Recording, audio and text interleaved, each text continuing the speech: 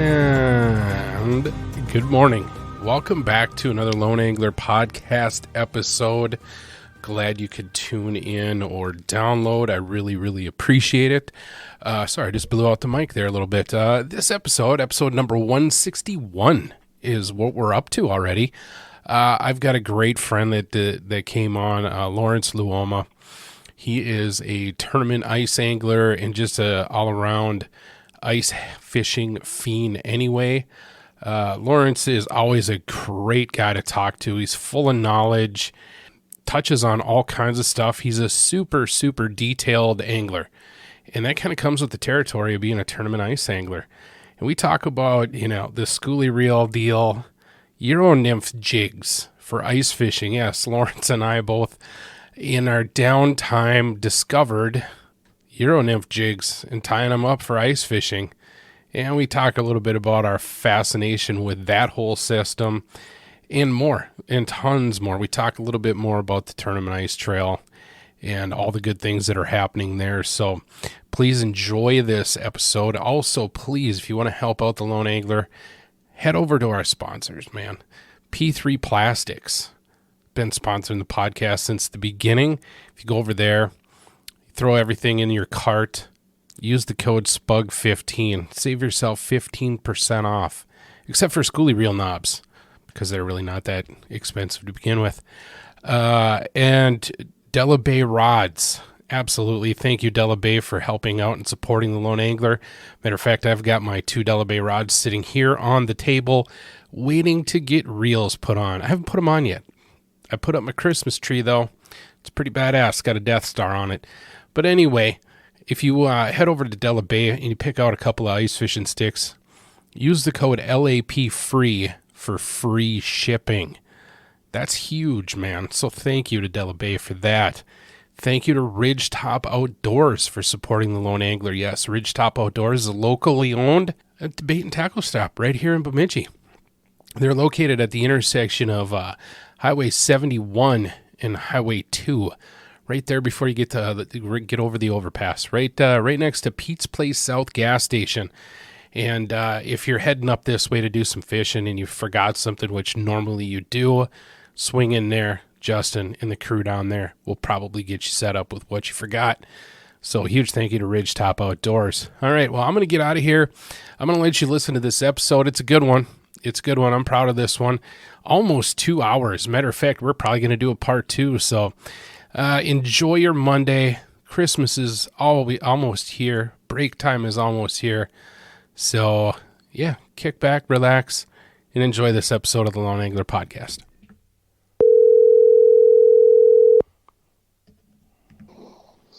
There he is. Hey, man, how's it going, dude? Oh, just going crazy. Awesome. Is it snowing down there pretty good? Yeah, actually. I was hoping it'd all stay south of us, but it's not, You know what's funny about the whole thing is I've been following on the old social medias, and what's going on down there is usually what we're dealing with up here. Right. So, the tables have turned, man. Yeah. I'm glad it's snowing down here and not up there, considering the championship's up there, That's right. We got the championship. Now we're talking about NAIFC, right? Correct. There's getting to be a lot more like ice fishing circuits, whether they're local, and I think the NAIFC is the only national one, isn't there? Yes, at this time there is, exactly. Yeah, but like here in Minnesota, I mean, there's these little circuits that are popping up. We've got Minnesota Made, the UPL. Yeah. Is there another one? There used to be one, but I think they just closed their doors. There was another southern Minneapolis area one. Was it? Team Extreme was an old one. Yeah, that was one even Tad Westman used to own. Right. There was going around that. Yeah, there was that one, but there was another one. Is Minnesota something, wasn't it? Yes.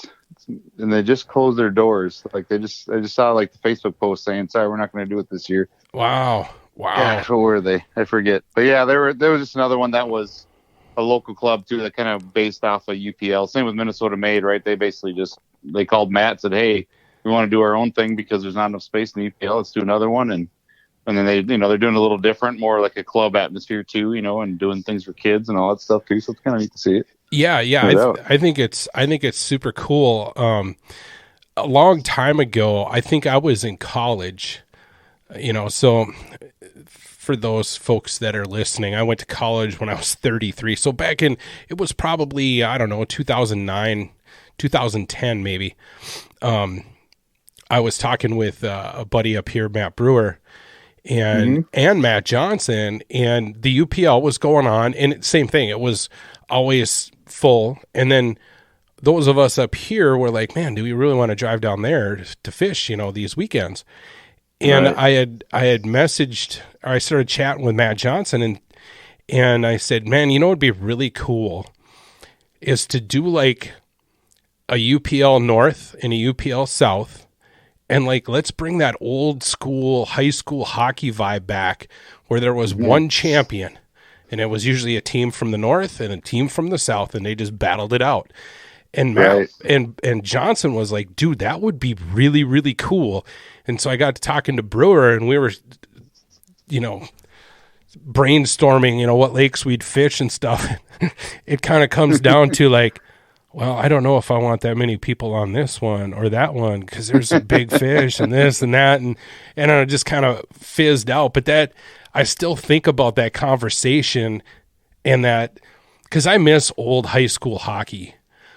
And just to have that, I just still think that idea would be really, really cool, is the top team from our division up here in the North versus the top team down there, and you battle it out for 2 days.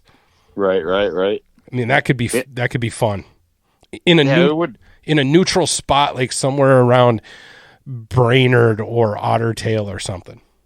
Right. Or just switch it up each year, right? One North, one South, all that stuff, Yeah, that I never thought of that. That'd be a cool idea. Yeah. Oh man. One team gets home advantage one year, the one gets the next. Hey. Yeah, back and forth. And I can't remember if I'd mentioned to Matt. I even thought about like doing like a Stanley Cup type thing. Like, man, the Cup's up north or the Cup's down south. All right, we got to figure out how to get it up here, and each, you get the engraving on the ring for that year, it'd be pretty cool. So now, are you fishing UPL or anything? Or are you just solely focused on the North American ice fishing circuit? Well, that's the new thing. Tad and I we're back Tad's his first time fishing UPL. I'm back in the UPL, trying to go back at it. So this will be our year back in the UPL. That's going to be fun. Okay, maybe I missed that. I wasn't aware of that, dude. Yeah, we're going back there, doing the UPL. We're doing the NIFC Championship here starting next week, doing the UPL, and then we do the Frankie's State Championship. So that's a new tournament, and the cool thing about it all is it's all kind of tying together now. Just kind of what you were just explaining. I mean, the UPL or the NIFC, because NIFC just got picked up by Mike Howe now. Jack Baker has moved on into greener pastures he's a golf pro up in Bemidji up by you now. So I'm sure you know where he's at. And Mike Howe is taking it over, and Mike Howe's kind of taking it in a new, the NIFC has kind of been struggling to getting anglers in some of these local events, but always what's been real solid has always kind of really been the national championship. But now what he's doing now, he's offering each of those leagues, the UPL Minnesota Made, there was a Wisconsin State Championship. I'm not sure if he's tied in with the Frankies yet or not, but there's all these little different qualifiers. So each, like the UPL in itself is going to have they have 4 events, right? The UPL does. They're choosing one of the events to be a NIFC National Championship qualifier. Oh, okay. I remember reading about that, but isn't there a little catch to that? They're not going to tell you which tournament it is, or did they change that? No, we know which one it is. Like for the UPL, it's going to be the Minnetonka event. Okay, because I think when I first heard about that, there was that discussion of maybe not announcing which tournament it is. Right. No, it's going to be the known one, and that one actually to be a qualifier, because they end up actually taking the NIFC, when they normally have the normal qualifiers for each year, right? And you qualify for the next year's championship. That's how you qualify. So all the qualifications for this year will be for the 2022 championship. So basically what's happening is all the qualifiers that have for normal NIFC, they take $50 from each team's entry fee and goes towards the national championships prizes for the next year, right? So therefore there's the prizes, plus they give out the rings, which costs probably about $4,000 for the 2 rings, right, that you get if you win. Yeah. So like $50 of your entry fee for the regular season goes towards the championship. So what they're doing then to offset that and make it, so these guys for like the UPL is that certain event, it's basically whoever wants to put in that extra $50 for that event will get you that chance to fish, in that event for the top 5 of your league, and then come to the national championship representing the UPL, right? So we'll have the UPL, top 5 from UPL, top 5 Minnesota Made, top 5 from the Wisconsin Championship. And I think I saw something where there's a Vermont qualifier now for their league that they have out there. And, they're really trying to make it an actual national championship now, instead of just NIFC numbers, NIFC there, and they're actually pulling in more people and just get more and more interest and grow the NIFC back to what it used to be, where there used to be, the 80 competitors at a qualifying event. Yeah.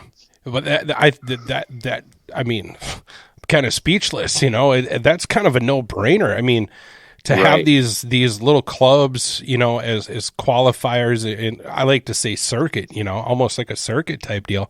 That's pretty genius, man. I think and that's a neat way for people to find out more about the national ice fishing circuit, because unless you're a one of these freak diehard ice heads like us, you start throwing that acronym around and people are like, what the hell is that?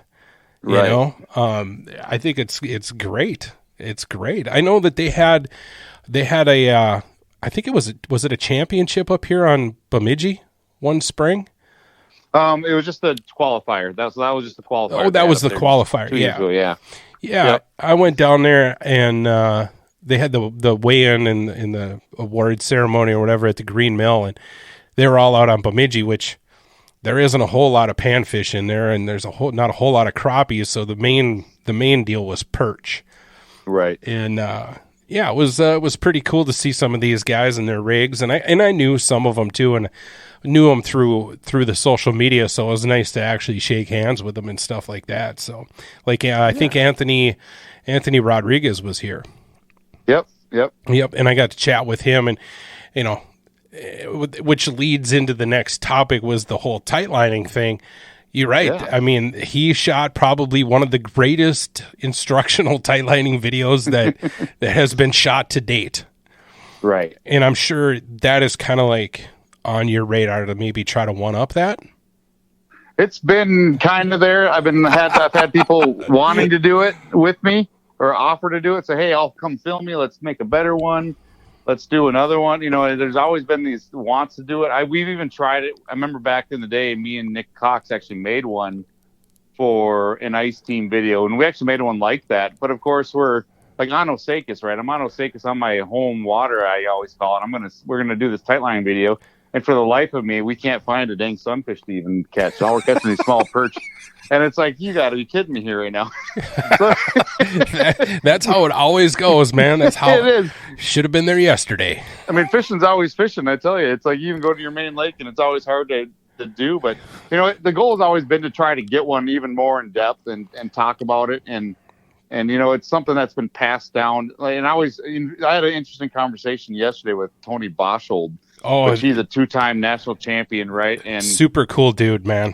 Super cool dude. And we were talking on the phone yesterday because you're bringing up tight lining in a way, because it's obviously been the talk too is Schooly reels and Schooly rods and things like that. And and I know too, everyone kind of ties into tight lining, but in all reality, Schoolies are just a reel, and a rod matches that reel, and then however you want to spring bobber, tight line, whatever you want to do after that.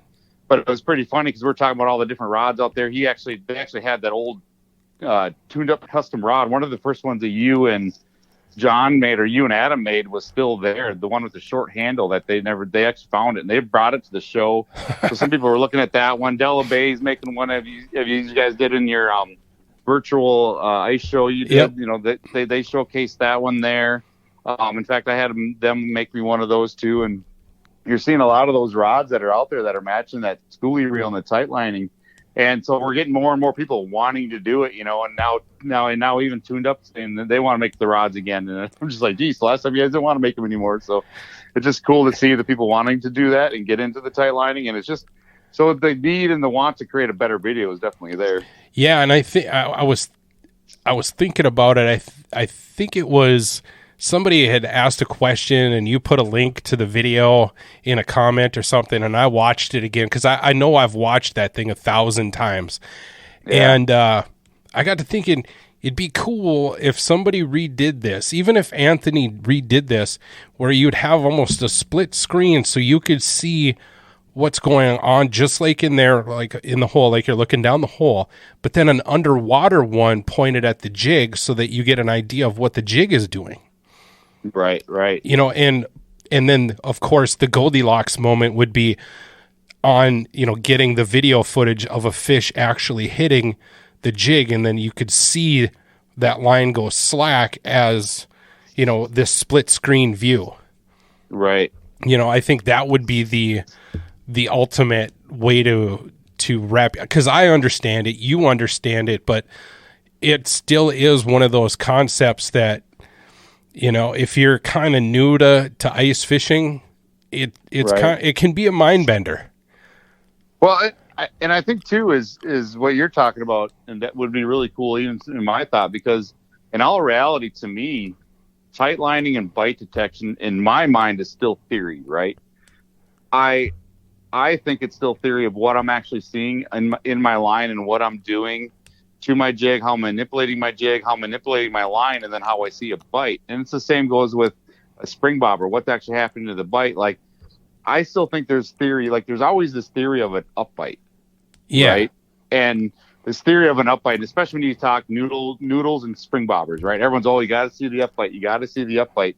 Well, I'm going to tell you what, because what really messes up that up bite theory, in my opinion, is when you're looking at your Vexilar, it always appears that line is moving up towards your jig, right? Right, and we all know most of us know the misconception that fish aren't belly to the bottom and shoot straight up. Right, and then what's actually happening, right, is as they enter in the cone, and if you look at it at a co-angle and triangle, right, they're actually just moving left to right towards your jig. They're Correct. Not moving up on it. They're moving left to right, right? So, in my opinion, still to this day, and again, this is theory because, again, I don't have this proven and watching on the thing. I have it maybe somewhat thought of sight fishing, but that's still a different weed fishing, sight fishing, and basin fishing sometimes to be a different thing too. Yeah. But I still have this theory that the fish, when they come in, stop at your jig and look.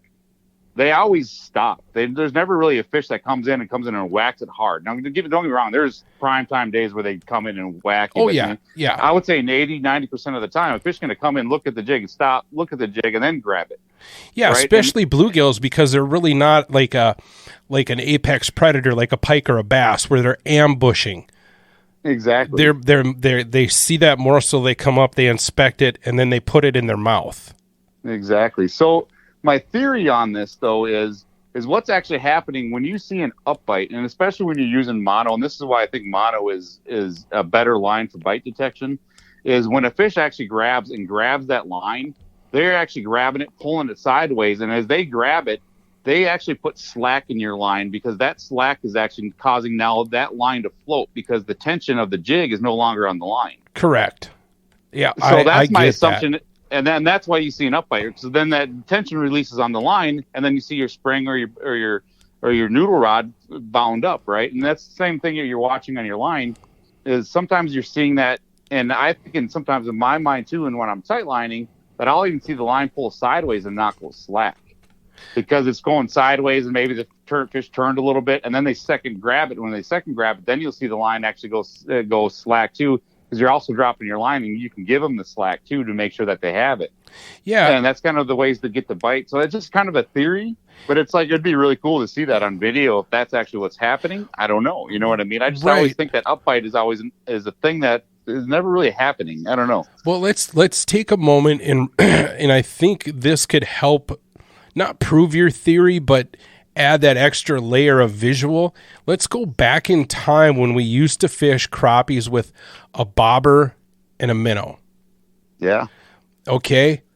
And what you said about, they come in and they put it in their mouth, which now the minnow is sitting in the bottom of the mouth of the fish, causing the slack in the line.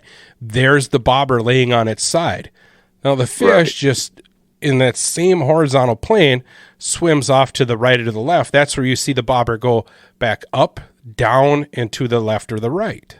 Right. So remembering that visual from when I used to fish crappies with a hook and a minnow and a bobber, that your theory kind of really makes sense in even more of a fashion because of that the way that bobber, I described that bobber, what happens. Right. No, that does make sense. That right there is maybe part of it too, right? More evidence, more who knows. Right. I mean, again, it's like is that really happening? No. Is it happening every time? No. But I like to think, 90, 60, 70% of the time every bite's like that, where a fish comes in, inspects the jig, then bites. Right? Right. There's never that ambush like you're saying. And again, there is, right? When the sun's going down, sun's coming up, and there's different fish. But we're always talking neutral fish. Most of the time, daytime crappies and sunfish are neutral. So it's just always the way to look at that. Yeah, and then you can and then to argue on that whole ambush side, look at a tip up. Bam! The flag goes up. You could be standing right next to it. You look down, and the spool is in motion. Right. So, and pike are a big ambush predator. You're in your wheelhouse. You got your rattle wheels down. You hear click, click, click. And then you just watch that thing click, click, click, click. It just goes down and keeps going. Yep. So that whole ambush thing, that's kind of solidifies that side of it too. If you compare those two different types of fishing there for those predators. Right. So yeah, that would be interesting, but I think it would be really cool to somehow, if you could manage to get that underwater view in that split screen, on the final video, like, okay, on the left side, here's above the ice, this is what's going on. Here on the right side is below the ice, and here's what's going on. I think that would really wrap the whole package together.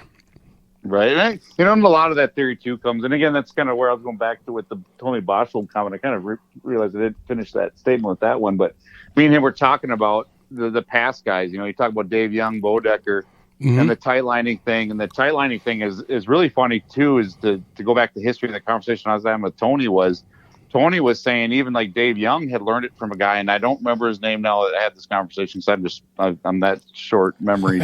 I get it. But he had actually said that a guy had actually wrote an In-Fisherman article about tight lining back in the 70s or early 80s. Wow. And it was actually in Fisherman, and I wish I knew the name because I didn't have time to Google it yet. Maybe I'll message Tony sometime tonight if I ever remember.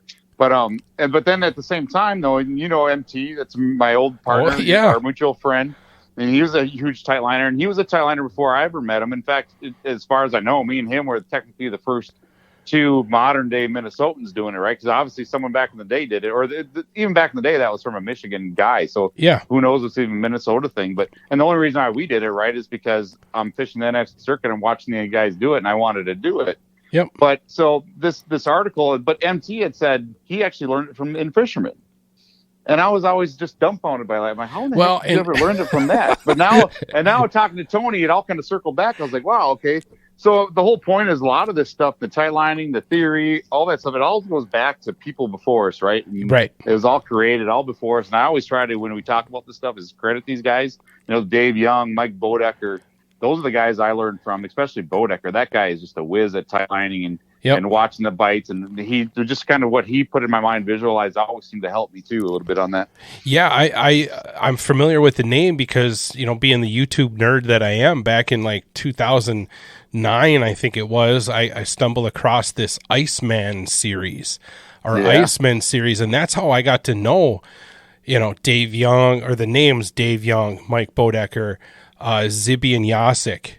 Yep. Tony Boschel. And then I ended up chatting with Tony. I thought I was, I still think of him as kind of a superstar. And I've told him that, and he was like, come on, dude, but yeah, that's where I first heard the term. But kicking back, not to throw shade on our friend, but I love MT to death. But when he says stuff like that, you don't know where it's coming from. Yeah. You're like, did you really read it, MT? Did you? And then he'll bust out into some Star Wars quote, and you're like, okay, all right, cool. But I mean, talk about, we're gonna do a little because he recently stepped foot back into the float tube down in Tennessee, so we're actually going to do a little chat, just because he's the guy that's responsible for me getting into a float tube, right? And then me rekindling that love of the tube and probably not going back now. I owe all that to him. I've said that on here a million times. But yeah, I mean, who's your partner again for the UPL? Tad Westerman. Yep. So he's a partner for everything, right? So we're doing the UPL, NIFC, and then the Franklin State Championship again, and then probably another NIFC qualifier again this year. You never know if we get top 5 in that Minnetonka one or not. So yeah, and well, you and MT, you guys got the UPL championship. Was it twice? Yeah, 2 years in a row, and tied the third year in a row. On the tiebreaker, we lost it because it was a big fish tiebreaker, and Juan Honorello and I don't think it was Steve Matthews. He was fishing with his other partner. Why can't I remember? Either way, I can't remember. But they ended up winning by the tiebreaker that third year. So we'd have had back to back, and that was the year too that we had to have 15th or worse to lose that spot, and we got 15th place. And that was the week my niece died of SIDS, so I never pre-fished, didn't even think I was going to go fish the tournament. Right. But decided to fish it at the last second just to get my mind off it. Yeah. And all we needed to do is 15th or worse, and me and MT had never had worse than a 5th place finish prior to that. Oh, you guys were a lethal team, man. Yeah, so we were good, and it was cool to see, and it would have been fun to have that 3 in a row, but hey, you can't win them all. And like I always say too, any team of the year is very special because things like that happen in a year, right? I mean, it's tough to really stay consistent no matter what sport you're doing, anything you're doing. So team of the years are always very special because it is that. I mean, everyone else. I mean, you can't. Out of 30 teams, especially the UPL being 30 teams now this year, it's tough to have 30 teams be there all 4 events, have time to free fish, have time to do everything you're going to do, and then be able to go against these really good competitive guys. A team of the year is really a special thing, and when you can do it, it's really cool. And to do it with MT was just a blast, Oh yeah, that guy's a hoot, man. I love that guy. Yeah, I've often said that he's probably one of the best jig fishermen that I know of in Minnesota. He's up there. I put him up there as just one of the most talented people I know, if not the most talented people going. And this has nothing to do with fishing. This has to do with his photography. Yep. This has stuff to do with his parody music he makes. It's no matter what this guy does, it's just amazing. And he's just an amazing dude, man. It's fun to be around him. Yeah, it is. It is. Hey, let's go back to tightlining real quick. Yeah. I know you and I have had heated debates, and I like to push your buttons, and you like to push my buttons. But I'm sitting here at the table, and my God, I have a Schooly reel up here on a rod, and technically, is the Schooly reel the most efficient reel to use, or is it more the rod and the action of the rod for this whole tightlining game? To me, and I think I made the comment somewhat earlier, but to me, the Schooly reel in and itself is an application. Right. And does it affect tightlining? And can you tightline with and without it? 100%. Tightlining is different. The Schooly reel is different. And the rods, I always match the rods to the reel, right? As you know that, right? Mm-hmm. When we came and designed our rod at Tucker that you helped me do, that rod was designed for the reel. not for like the action or type of fishing we're going to do or anything like that. That's the misconception too, is a lot of times it's just for the tight lining. And tight lining, man, you could do it with this wooden stick. You could do it with a graphite rod. You can do it with a spinning reel. You can do it with what you want. And the main thing in tight lining is, and this is why. So here's the thing too. When I talk tight lining, everyone knows me as a tight liner now. I actually tight line because I think I have to detect bites the best fishing outside. Yeah. Now, if I was fishing in my ice castle, I'd rather fish with feel. I'd rather fish with a high graphite rod and maybe even a spooler reel or a spinning reel on a high graphite rod and fish for feel. If I was going to actually try to do that. And the main reason why the tight lining thing is such a big deal to me is it was a way I could fish outside, be the most mobile I can in a tournament experience, and I could actually fish with a glove on. So I have because it's a visual thing. Because it's a visual thing. So in all reality, what you're doing is you're watching that line under the water, and then since you're watching that line under the water, there's nothing between that spot on that line and your jig. Nothing, the wind is affecting it. Nothing, no current, nothing else is affecting the bite part that you're watching. So like if you're using a spring bobber and a noodle rod, well, the wind's blowing it. You're trying to block the wind, trying to block the line. You're trying to do these little things. Well, if you're watching that line in the water, I could actually fish outside, fish with a glove on, be the most efficient, be the most mobile I could, and do that. And that's why I like the tight lining. So the Schooly part of it is just almost an NIFC tournament thing too. And I think guys with the Schooly reel can technically be just as effective as a spring bobber guy and even a noodle guy with that same reel. It's because of the jig control you get with your thumb on the side of on the rod, and also the sensitivity you get when I'm not fishing without a glove. I actually got my whole hand on my rod, and the only thing that's not on touching the rod is my thumb on the reel. Because what ends up happening is, especially if you set your arm on your knee or something like that, where you hold your line still, is you can slowly pull that jig away from the fish with your thumb. You can totally give it back. And one of the tricks to tight lining, and even the ways, and it was one really cool article back in the day that was, to me, still, there's three articles that are always the best ones to me, or the three writings in ice fishing to me. The first one was Dave Genz's Bluegills.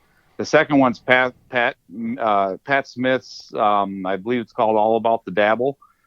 And then this third one was called, and I don't know who wrote it, but it's called Bow to Your Gills. Ooh, never heard of that one. Yeah, it was called Bow to Your Gills, and I have no idea where I found it, no idea where I've read it. But that article I think was even talking more about spring bobber fishing. And when you get bit, you drop your rod tip to make sure if your spring goes totally slack and you first got it. And that's kind of the trick you do with tight lining too. Is tight lining, actually, the Michigan guys, they teach you when you see that bite or that visual detection, you drop your rod tip to make sure that line stays slack and the fish still has it from all the things that we're talking about.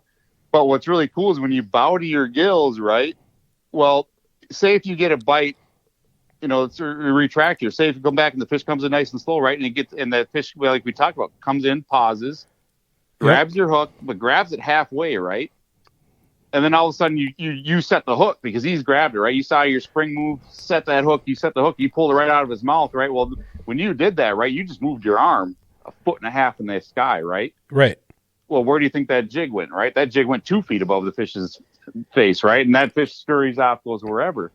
Well, what's really cool about when you bow to your gills to make sure you got a bite, even if they're spring bobber, you drop it. Well, if you only drop your rod tip an inch, well, you drop it an inch away from that fish and he spits it back out. Well, then all of a sudden you put your rod tip right back where you are. Your jig goes right back right in front of that fish's nose. It stays in the strike zone. Stays in the strike zone, doesn't freak out the fish, doesn't do anything, and then you set the hook.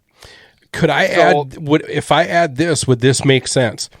When you quote unquote bow to the gill, you drop that rod tip like you're saying an inch, and say the bluegill has half of that plastic in his mouth. Yep. When you've detected that with your rod or your spring bobber, and you lower that rod tip, now you've just created some slack for him to do that second inhale because there's no resistance in there. That's reason number 2 of doing it, right? Okay. All right. Right there, exactly. That's reason number 2. And in fact, it should be the main reason in all reality. Right. But the only reason why it's not the one is just to make sure that he did bite it, right? Because sometimes, like I say, you can see your lines go sideways, you can do different things. We just give it a little slack, see what happens. And you can play with that, though, too, is you want to get more technical. And as long as you don't got a line, iced up on your guys and things like that, you can actually give it a little bit of tiny line just with your thumb and not totally move your rod. Because, again, every time you move your rod, you're moving that jig that far away from the fish's nose and moving it that active. So if you want to be dead neutral, totally still, you have that Schooly reel. All I have to do is move it a bit, right? And you can do that in any rod. And that's the advantage of the Schooly reel. And that's why I always like to try to separate that, too. It's not necessarily the Schooly reel has nothing to do with tight lining it. It definitely, in my opinion, helps it because you got more control. But at the same time, it's spring bobber use, it's doodle rattle use, and it's definitely tight lining use. It's funny you bring that up because going back to when I was watching the Icemen series on YouTube, I was seeing this tight lining stuff, but the one thing that I picked up from it the most was they would see that bite, they would lower their rod tip, and I started doing that even though I was fishing like a quick tip rod or a spring bobber, or even if I'm using a small panfish spoon for like crappies or something. I started doing that. I'd feel that tick and I'd drop that rod tip. And I'd look to see if that line was slack, and then I would throw down on it. And I still do that to this day, even with a spring bobber rod. I see that spring move, and I just lower that tip. And if that thing sticks straight out, by the time I realize that it sticks straight out, then I'm like pretty confident I'm going to go ahead and do a hook set. It probably takes a little bit more work for me to get that extra pause in there, but no, all that stuff it makes sense. And like the spring bobber rod, I talked to John one time at the shop there when I was turning for him. I said, man, I have this idea of building a spring bobber rod, but I highly doubt that you would sell more than 3 of them. And he was intrigued, and I said, I want to base my spring bobber rod designed off of Olympic target rifles that are extremely heavy. They're like 12 pounds. And then they put 20 pounds of vest on them. And the reason for that is it suppresses their heartbeat and their shakes. Well, when you're fishing an ice fishing rod with a titanium spring bobber, I don't care who you are. If you're not resting your hand on your leg or maybe even holding the rod with 2 hands, it's still shaking. So my idea was to make a spring bobber rod that was really, really heavy to suppress all the cold and the shaking. And I think you could get a better visual on that because it isn't a feel bite when you're running a spring bobber. It's all visual. So you could make the handle out of concrete if you wanted to. You're still going to be able to see that bite. And I think you would even see it better if the rod was heavier. That's the trend now, is to build these ultra lightweight rods, like physical weight as light as paper. And I get the thinking on that on a lot of applications. But when it comes to that spring bobber rod, man, you need to go the opposite way, but it's just not marketable. Hey, here's a spring bobber rod and it weighs 6 ounces. People are like, what the hell? This thing weighs a ton. In the Pat Smith article, and there's other people that have written about it, they talk about fishing Okoboji. And when you're fishing Okoboji, and you can sight fish an Okoboji down to 19 feet of water. That's how clear the water is, and so it'd be super big gills, and they're probably some of the toughest bluegills to get to actually bite. Right? They'll come in, inspect your jig, blow it, do all these other things. But in part of that article, he talks about it there, and I don't think he's talking about it the way he's necessarily fishing, but he did talk about it. And there's another one, but there is what they call the Okoboji Swim. And the Okoboji Swim is exactly that. It's swimming your jig with a spring bobber, right? So you're manipulating your jig with a spring bobber to get them to bite. And the biggest thing about those bluegills there, and it's whether or not you're doing the Okoboji Swim, whether or not you're tight lining, whether or not you're doing anything, is these fish are, and you just hear other people talk about it sometimes too, is this tip is don't stop doing what you've been doing. Right. So if you're jigging your jig super hard and that's what attracted that fish to your jig, Those Okoboji fish, if you stop doing that or even get off your rhythm that you're doing, they're gone. They're gone. They will not bite. They'll come in, look at it, spit at it, and just go away. Well, what's really nice is with the Okoboji Swim is like so if you're trying to do the bounce your tip of your rod, trying to do that, and you're making your jig quiver right in spot all as much as you can. Well, if you move your rod tip just an inch, right, or move it right there, then that stops that puts that pause in and that messes it up. Well, if you're doing the Okoboji Swim, it kind of gave you a little slower action that you could actually take your spring bobber and just swim that jig, in super small circles, but then you're kind of timing it with that jig. And it was kind of a way to go with what you're saying is you're manipulating your rod tip or your spring bobber to make your jig swim in a certain way. Yeah. And that's actually a known thing about getting those fish to bite there. I'm interested. I'd like to read more about that. That sounds intriguing. I like to, being that I'm just the weekend warrior kind of dude, I've never fished competitively and stuff like that. Trying out some of these things I think is super interesting. Right. Same thing with I haven't used this Schooly reel. In part of the whole Schooly reel thing, I like to give you shit about it, but at the same time, I totally get it, man. They're $3 or $4, and you can fully rig out a tournament bucket for $30 versus spending 60 or even 100 on one reel. I get that. I think it's super cool. I think that's super efficient. And if I was into tournaments, I would be fishing Schooly reels. I do like them. I think they're good for your line. They don't put a lot of twists on them, and it holds just enough line.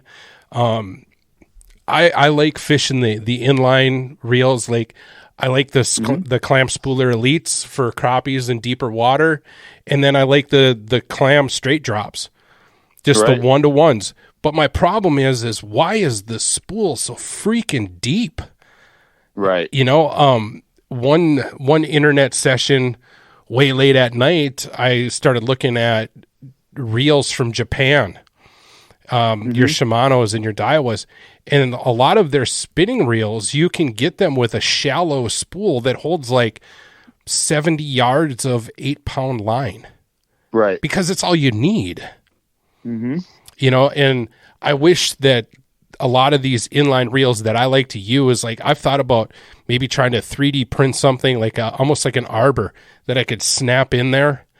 Right. So that I only, because I'm fishing for bluegills and crappies in Bemidji, very rarely am I fishing deeper than 35 feet. I would only need 50 feet of line. Right.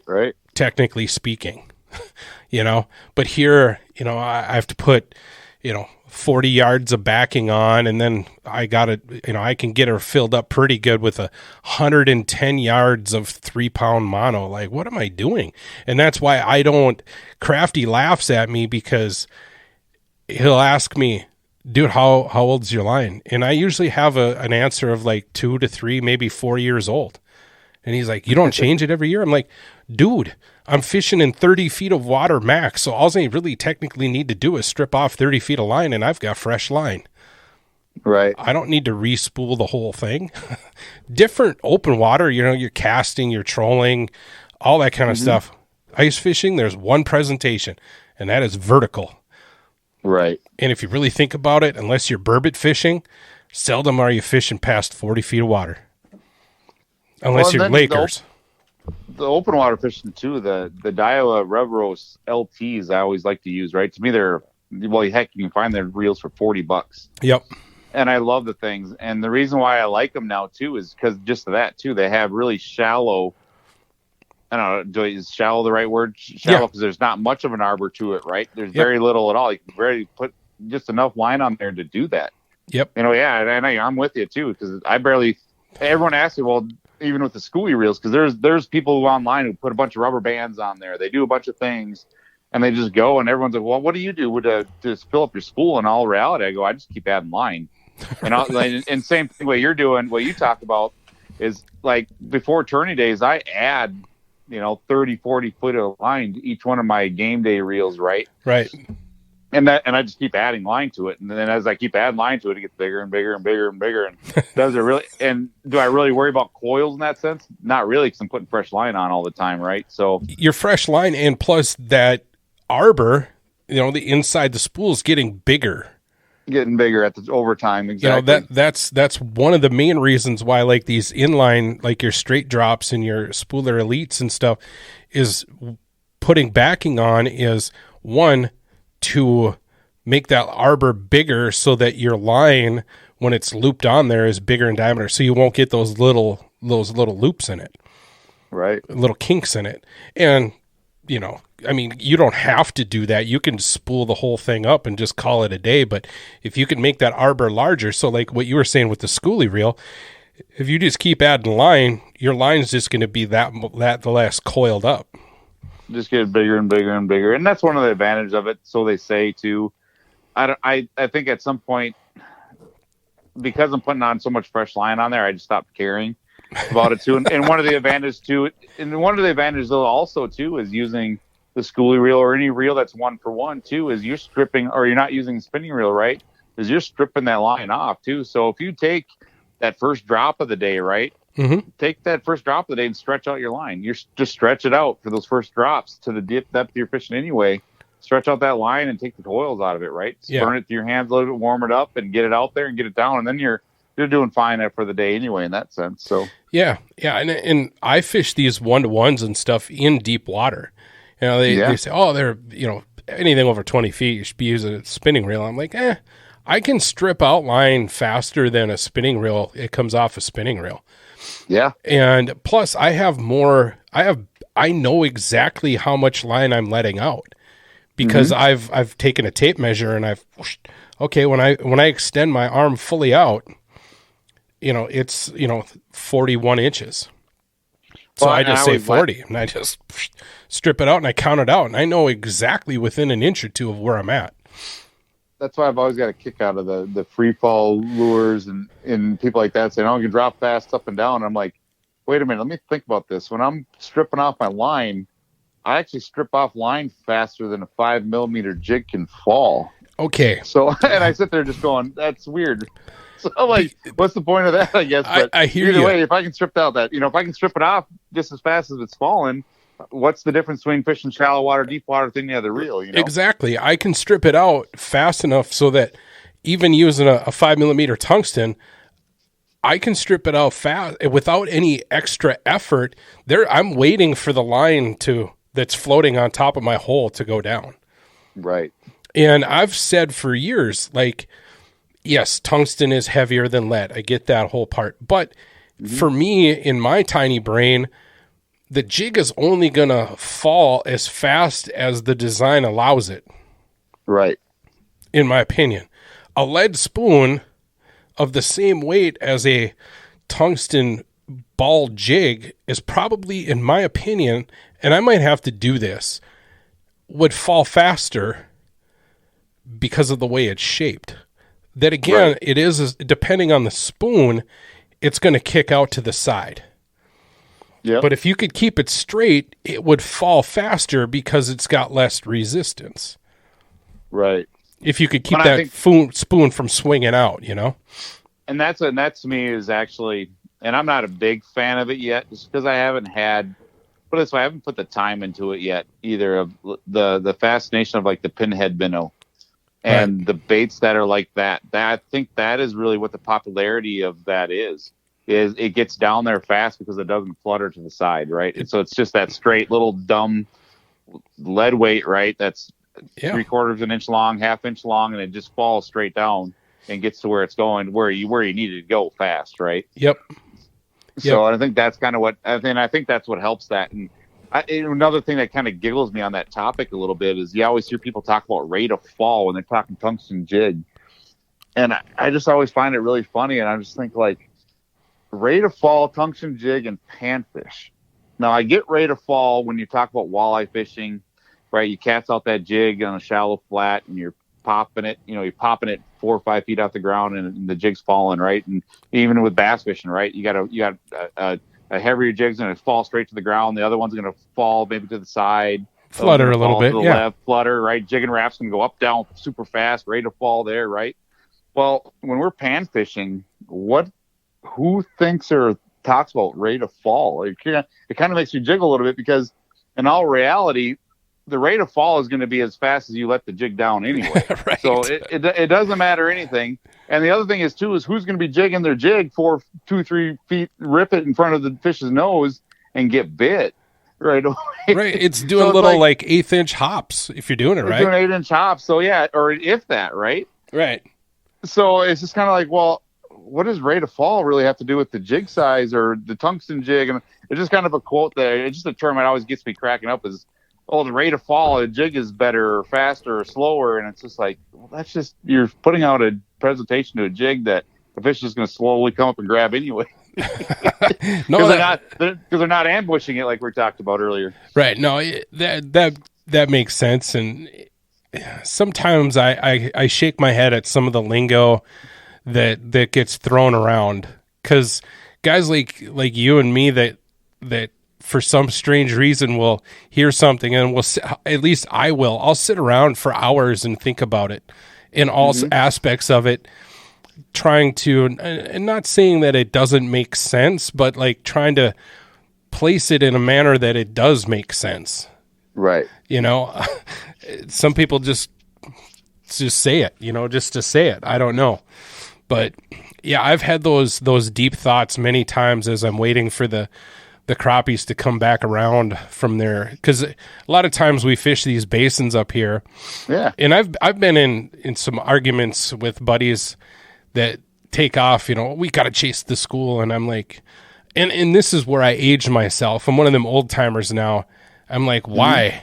They're literally swimming right over there, and they're going to hook around, and they're going to come right back through here. Right. This is a perfect time to have a sandwich. Maybe see what's going on the Book of Faces. Maybe whip out a funny Snapchat, and the next thing you know, they're going to be here. And I've also said too, hey, let's stop drilling holes, because all we're doing is chasing them, because they're leaving because of the auger sounds. Let's just quiet, chill, sit down, relax. It's Saturday afternoon. We don't have to work. We're not in a tournament situation.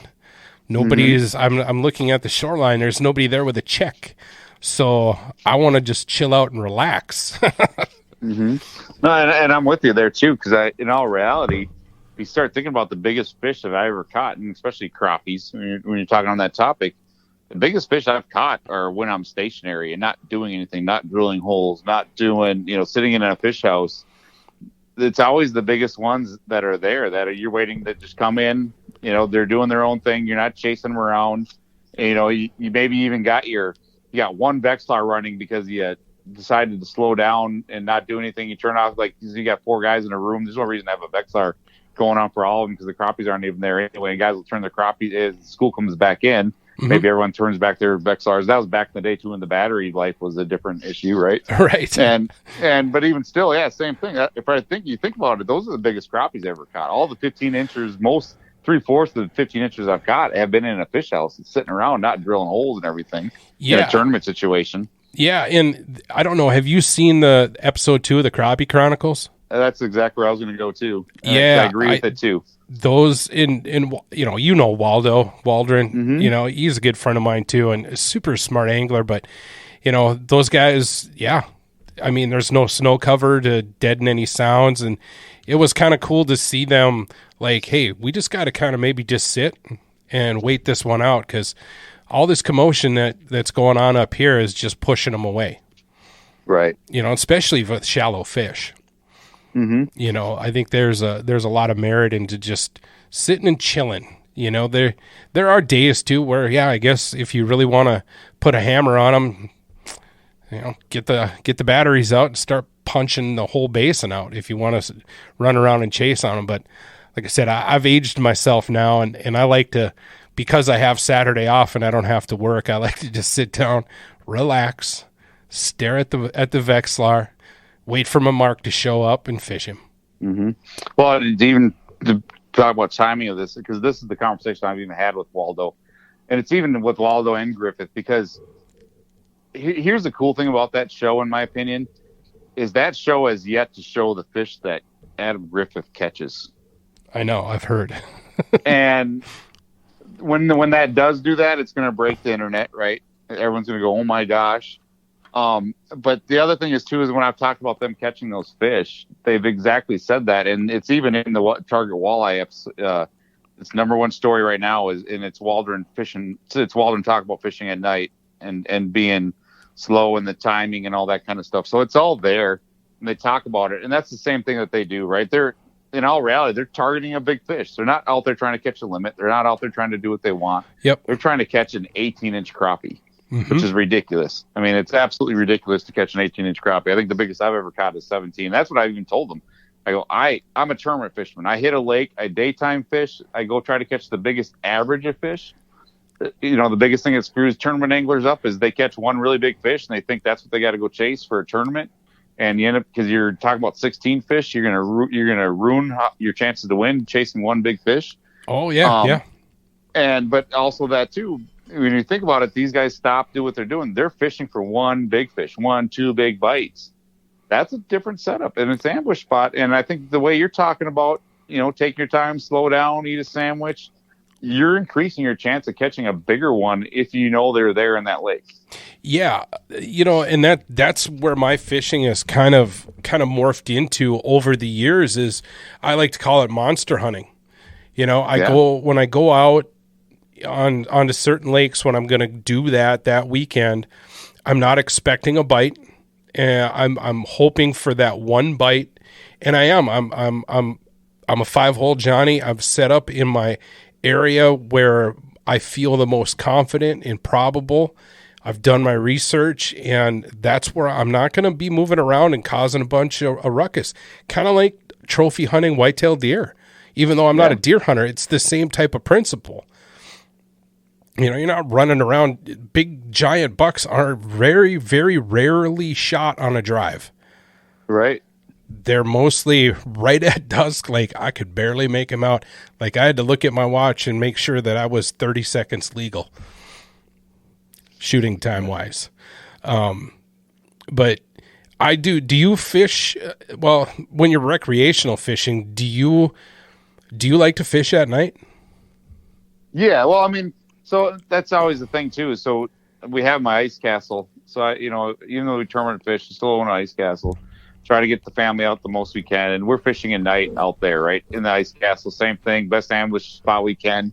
Whether or not we're setting up for walleyes, setting up for crappies, it's going to be one of those two spots, right? So we can fish them at night and catch them, and you know, and a lot of that too just become lazy fishing, going out at night. But when I am tournament fishing, no, it's sun up to sundown and get back, re-rig your rods and go back to sleep, because in all reality, catching fish at night doesn't tell you anything.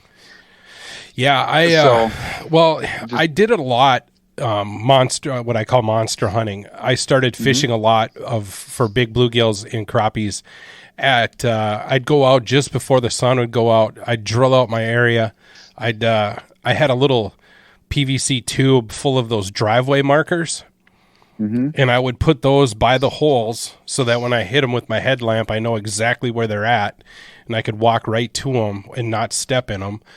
But I would fish a lot way late into the night, midnight, 1 o'clock in the morning, looking for those giant fish. Because in my head, I still have that mentality that, you know, your biggest panfish are kind of loners. They may do a 2-pack. But a lot of times they're loners. They stick around close to their food source that can maintain their size. So I don't think they're traveling super far. So I try to set up in those spots, and they're usually spots that I've caught big fish in the summertime. Right. You know, or close by that area. Because like I said, in my head, I'm like, man, these things are big. They don't really want to or need to travel far, because all their food that they need to sustain for their mass is right here. So it wouldn't make much sense for them to leave. And I really got into that nighttime ice fishing. I'll tell you what, man, it gets damn cold though. When that sun goes down, holy shit. A guy's really got to be set up. You got to do a lot of daytime prep for it. And I'm thinking about getting back into it this winter a little bit, slowing down even more, but fishing later at night. I'm never a morning person, man. I get up at 4:30, 4 o'clock, 4:30 for work, Monday through Friday, and the last thing I want to do is do that on a Saturday. Right. I'm a second shifter. No, I'm definitely a guy who loses sleep on the weekends, unfortunately. Sleeping in on a weekday is actually what it feels like. Going to work is sleeping in a way. Right? It's crazy. Man, so you're pretty fired up for tournament season then, huh? Oh, yeah, so then having that shoulder surgery last year. Yeah, how's that feeling? Oh, it's amazing now. Okay. It's in fact, it's my good arm now because I had tennis elbow in the other arm. I just got a procedure done on that arm a couple weeks ago now. So that's actually my good arm now is that one. So it's last year I only got to fish the one tournament, and that one tournament we fished it just so we could qualify for this year's championship, the NIFC. And you fish it with one arm, and I pre-fishing I drilled a bunch of holes with one arm, right? But came the game day, I didn't even try. Tad just drilled all the holes when we did the Balsam Lake tournament, and we were there. So I bet you he drilled 200 to 300 holes that day, and it was a 30. We started that tournament out at 32 below zero. Oh. And so he drilled all the holes and, did all the fishing. So that was the one tournament I fished. And then we fished in the ice castle twice at the end of the year. So that was about my extent of ice fishing. So now this year, I'm just absolutely pumped. I'm like scared to have something else go wrong where I got to miss it or something like that. Cause I'm really pumped to do it with the 4 UPL events. We got the championship, we got Frankie's and 1 or 2 more NIFC qualifiers. We're sitting at 7 to 8 tournaments this year. So that's awesome, dude.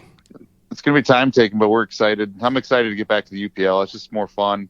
Yeah. And then the amount of guys that are come back, Chad Schaub and Anthony Rodriguez are even going to fish the UPL this year. Oh, really? So they're coming and cool. So they're coming now. We got Clayton and Ryan, you got Juan and Steve, there's just all these good teams there. Now you got Ben Luderman, which that guy is to me the best up and coming young guy in the competitive fishing world. He's already won tournaments. That guy is unbelievable himself too. And yeah. And his teammate, he has 2 different ones. He has one for the UPL and one for the NIFC championship. He's always got 2 different guys. So and there's just a lot of good teams. It's going to be tough getting even that top 5 to qualify for the NIFC championship, and getting a top 5 in the UPL is going to be tough. Top 10 is going to be tough. There's 30 teams there. Yeah. Every event, and it's going to be fun. Man, kind of want to get Matt Johnson on here and be like, yo, you need to film all this and put it on YouTube, besides just the weigh-in. Right. Kind of bring back that whole Iceman vibe. It would be cool if they did that. They do that UPL live every time. That's kind of cool. Where Thane Jensen goes walk around, but still not doing the in-depth thing. But man, you watch that now, and you think back in the day, tournament fishing is now, and the way live scope has changed the tournament fishing. That'd be a tough thing to do to film all these guys. It would.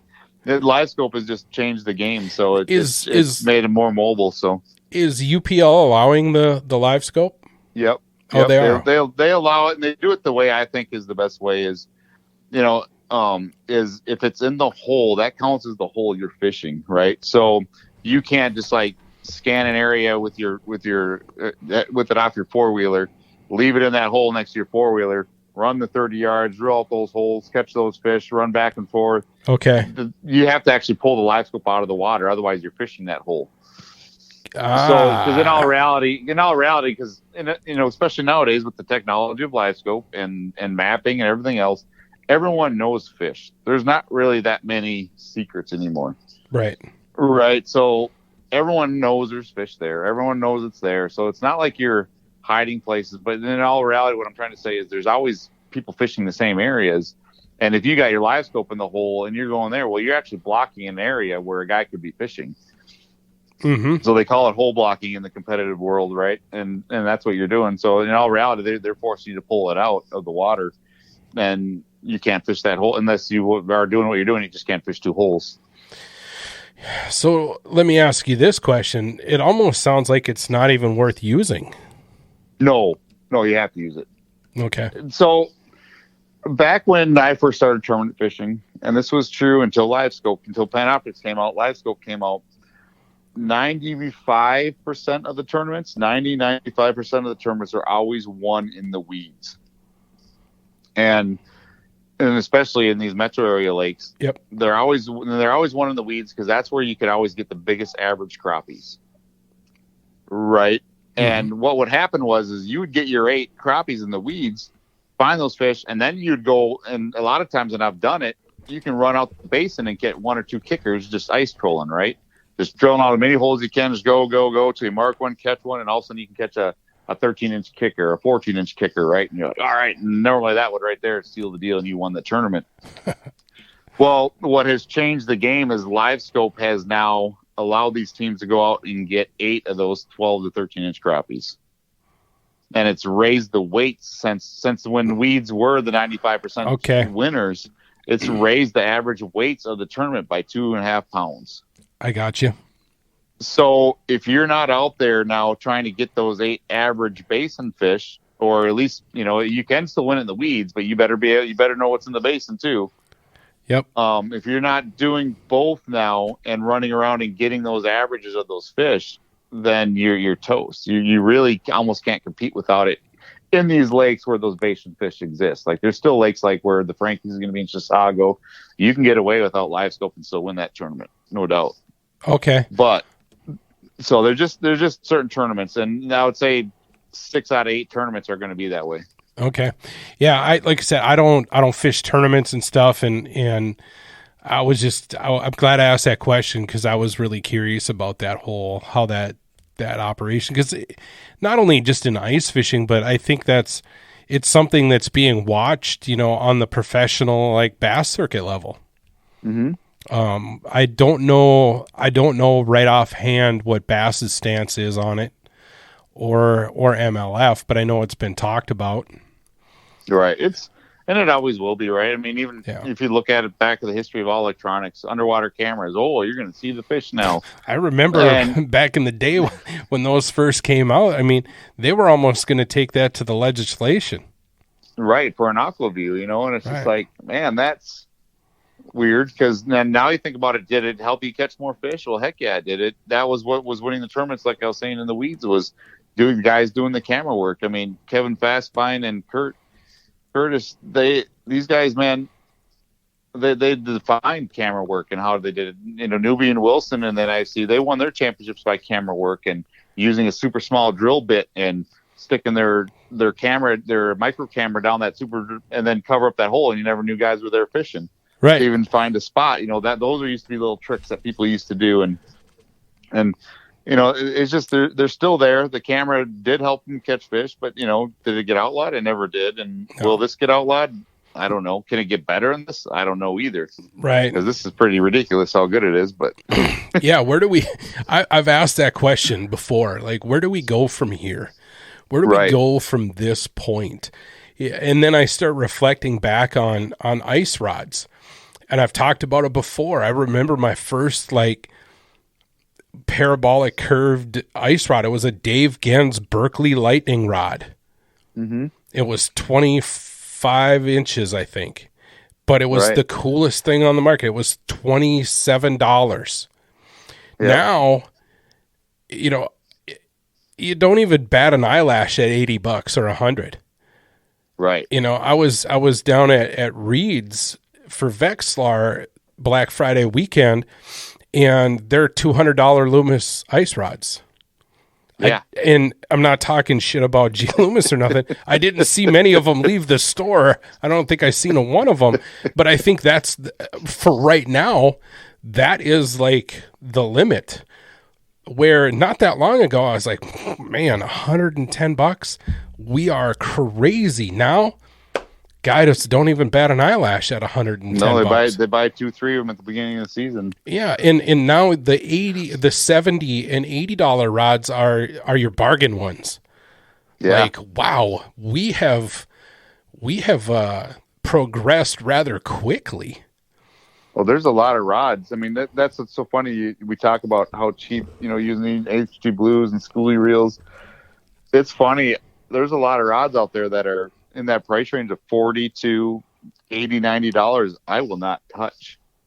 There's no way you could even get me to use them because they're just not going to help you catch a fish, in my opinion, right? And again, that comes down to the theory of bite detection and all that kind of stuff. But it's just like, these rods aren't going to help you. I don't get what the point is. And then when you look at their components, the guides on them, the way they're wrapped, the bend of the rod, you're like, who in the heck are even designing this stuff? It just blows my mind to this day. Right. At the same time, and I agree with you. At the same time, I always take a step back and go, well, and not to like put myself up on a shelf or anything or on a pedestal or anything like that, but like a guy like you are a fine-tuned machine. You know, like, you know the nuances, you know what I mean? You're really dialed in.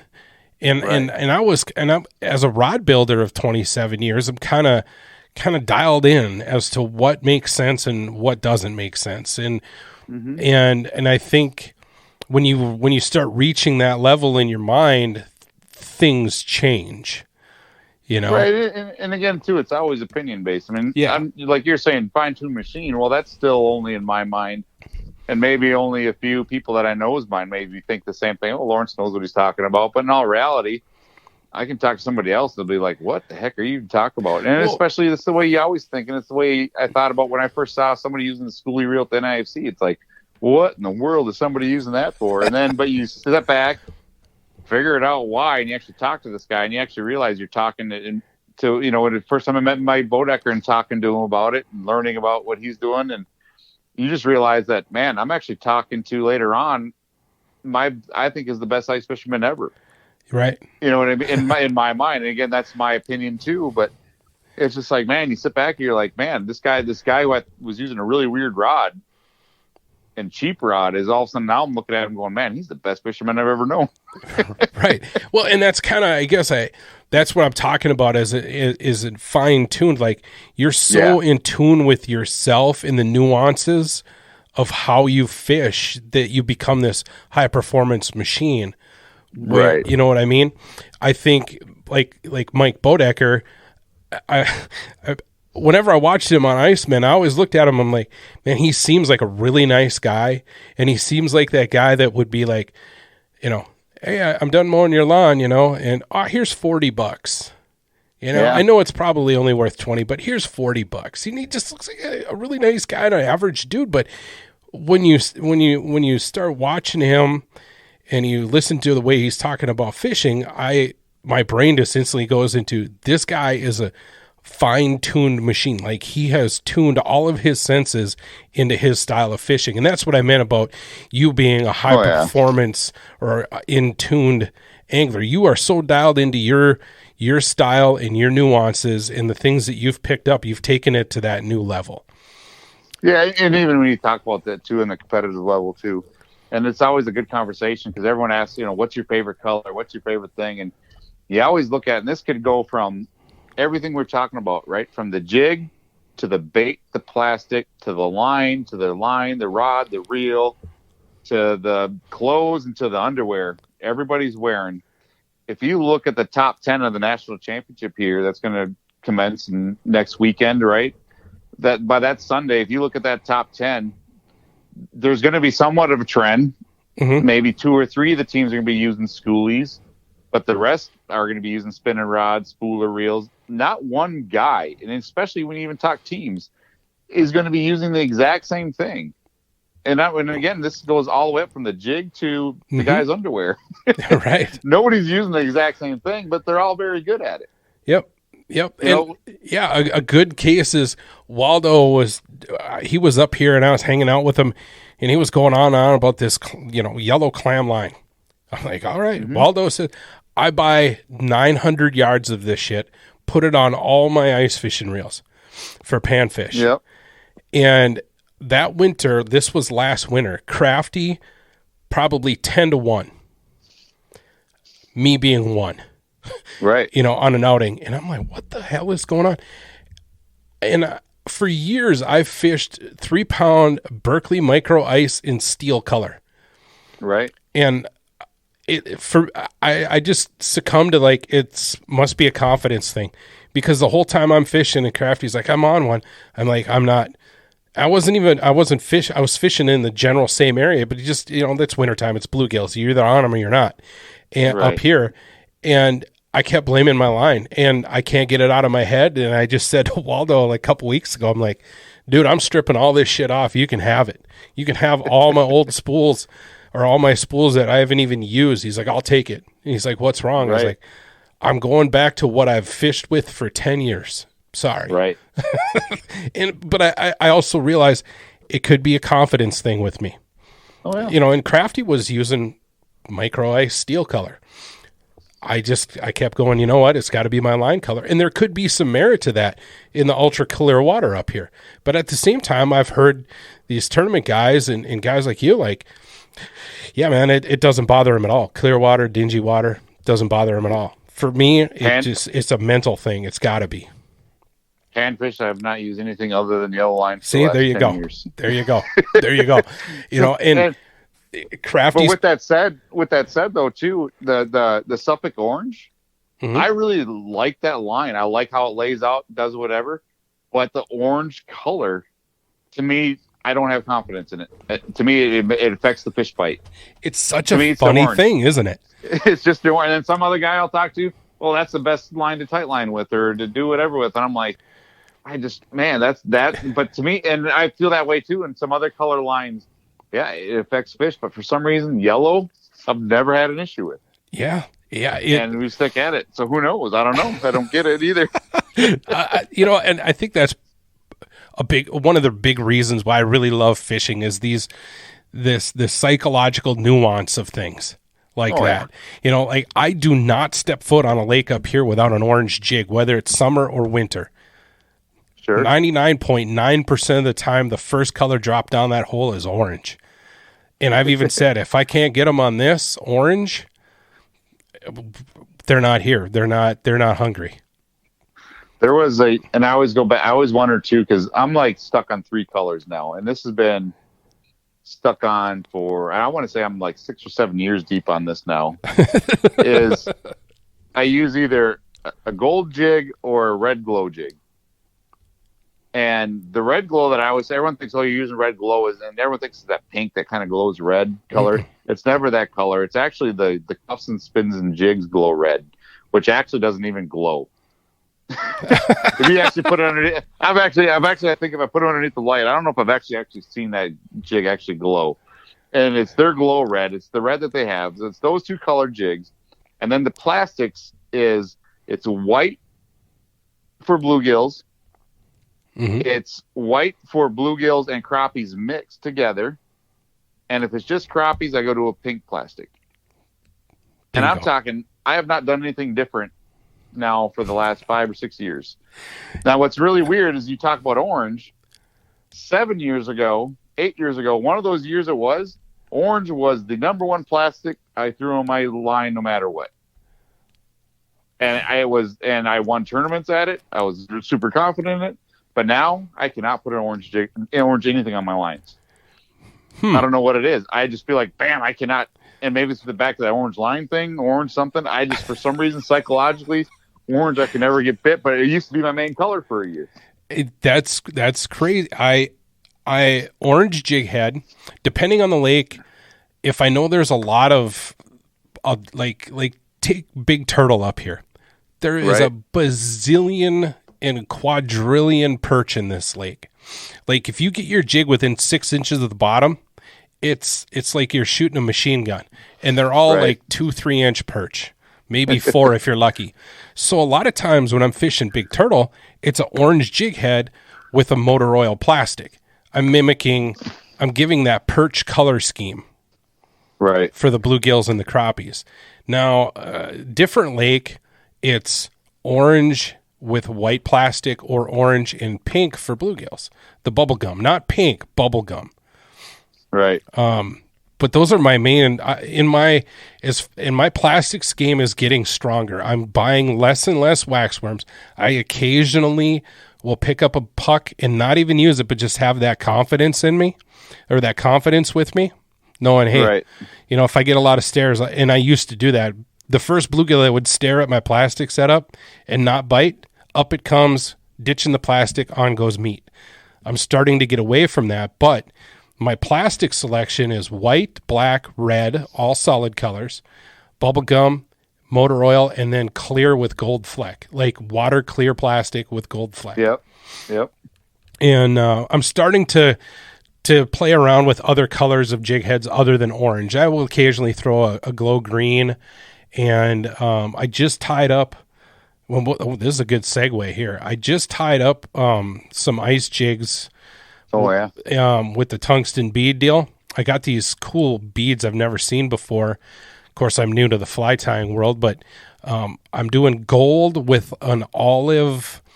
It's some sort of weird Chanel. It's got a lot of like tinsel coming out of it, but it's olive. So I've got like this like motor oil fuzzy body with a gold head on it. It looks really cool. We'll see. But that's been a lot of fun. And I know you started after I posted some pictures. You whipped out your vise and started making some stuff. Yeah. Well, actually, when my arm was out, yeah, I'm Googling stuff, doing whatever, because I'm out, right? I can't do anything. So I'm sitting on my recliner and I started researching stuff. And I'm like, you know what? I'm going to get into tying some jigs. I really cool. Cause this thing went in my mind of, man, what it would be like if I could be able to tie a jig, come up with a plan of a jig that I would never actually even have to use plastics anymore. Right. And mimic in my mind right now, I'm trying to mimic all the plastics that I use and those type of tails and things like that. And so I tied up a whole bunch of them, did all that, and never got to use them last year. So they kind of went by the wayside of actually never even testing them. And then I saw you tying them. I'm like, hey, wait, I got all that stuff. Let me go get this. Yeah, man. And I got in and I started tying up a bunch of stuff. And then now I'm getting to tournament thoughts, but I still have those ties. But the hard part is, the question is, too, is am I actually going to test them this week, or am I going to stay confident and try to pre-fish and not worry about it? So I'm not even going to probably try to not break them out this week. But right. Well, it's just I really want to find and try to start, because I have a bunch of ideas and a bunch of stuff I tied that I've shown you. But I really want to get into fine-tuning that, right? What's working, what's not working, and redefine and actually start do some test scenarios of what's really going to get bit the most. Or just maybe, what we're talking about, what confidence, what I think is going to get bit the most and give me confidence, right? Right. Yeah, I decided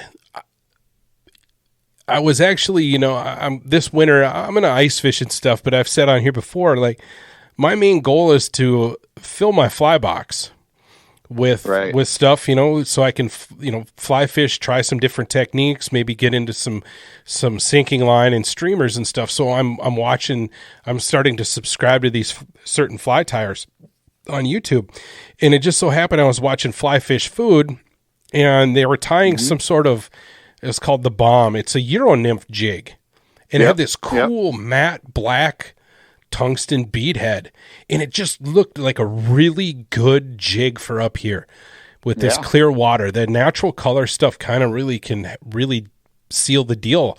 And I'm watching this and I'm like, dude, that is an ice fishing jig. I know it's a Euro nymphing jig, and that's a whole other topic there, that style of fly fishing. But I was like, man, that thing would be killer. So then I started like, okay, slotted tungsten beads. I start looking it up. Now I probably have a pound worth of 5/32 inch.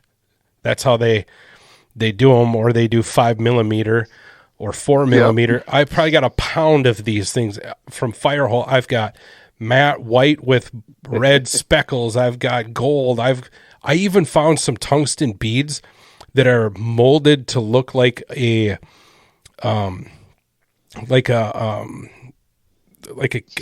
dragonfly nymph head. Like they got bulging eyes and like this little beak and stuff. And I'm like, holy shit. Okay, Patrick, slow down now.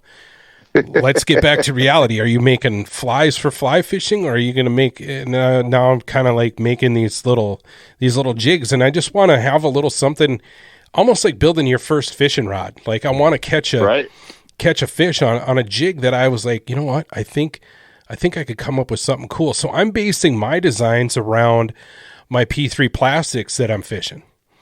Right. And so I'm trying to complement those and making a uniform creature, if you will, based around that. That's where I'm at right now. But after this, I will send you, I watched this one video and I bought the materials for it. I haven't done it yet, but it's this jig style, and over top of the back and I bought some of this stuff, and I can't remember what the name of it is, but it's a really thin, narrow latex strip. And I got like this natural cream color. I got a black, I got a white, and I got a pink. And this dude basically tied it off, and there's like this fuzzy underbody that all the fur kind of points down, and then he stretches this over the top and seals it up, and he's got this thin rubber tail that sticks out the back. Sure. That you could take some scissors and maybe make a point if you wanted to, or shorten it, lengthen it. But I thought about that for ice fishing. To me, it almost looks like a jig that has, what's it called? A ratso plastic. It almost looks like that, but only you've hand tied this thing. Now that's kind of what I've been, so it's same concept, right? The fish fly food is kind of where I've gotten, and their Nymph is where I've got my inspiration of tying, because I thought the exact same thing. It looked like a ice jig. So you know which one I'm talking about then? I 100% I do. It's a pink one, right? I've actually done, well, there's a bunch of them. If you actually go through their catalog, again, I had a lot of time sitting in recliners researching this and doing that, and they have a bunch of them, and I actually just like their stuff because I like them because they're giving the average Joe guys like you and me to nerd out on it. Yeah, and they're cool. They're not like super technical either. Right. So, but I did the same thing. So I went and got the same jigs. Now, you know me, my biggest ones are 3.5 mil slotted jigs, and I've gone all the way down to the 2. Oh yeah. So my big ones are 3.5. I'm like, ooh, I can't get bigger than that. I can't get bigger than a 14 size hook, man, is driving me insane. That's like a big hook to me. That's crazy because Crafty's headed to the Fargo Ice Show, and I was keeping a little bit company before we started this, and P3 reached out to us they're going to make, they already got one online. It's the Crafty pack of plastics. And doing one for the lone angler. And then I helped Ridgetop with their order. And John's like, hey, I got Ridgetop's order. What, no, 3/4 inch spugs or anything? I'm like, no. I said, most of us up here, if we have to throw a 3.5 mil down, it's a tough day. Most of the bluegills and crappies up here like the big stuff. And even John laughs at my order. He's like, you're the only one that basically orders the Spug XL in the winter. The big 1 inch or the big 7/8 incher. I order big baits. And so all my slotted tungsten beads are the biggest ones I can find. Right. And some of them before I start putting the body together, I'll wrap some lead, like 4 or 5 wraps of lead wire, and jam it up in that slot to kind of lock it in and give me a little bit more weight yet. Yep, and I've done that too. I've done exactly that, just to kind of sneak in the little ones, and then and then again too, what you just said. The other thing I've done, and I'll have to send you a lot of the pictures of my whole fly box that I've done. I've done the exact same thing. It's all based off the Ratso. I'm a huge Ratso fan for plastics. Yep, and I got different tails. I got some silicone ones I've found. I made some split tails out of silicone.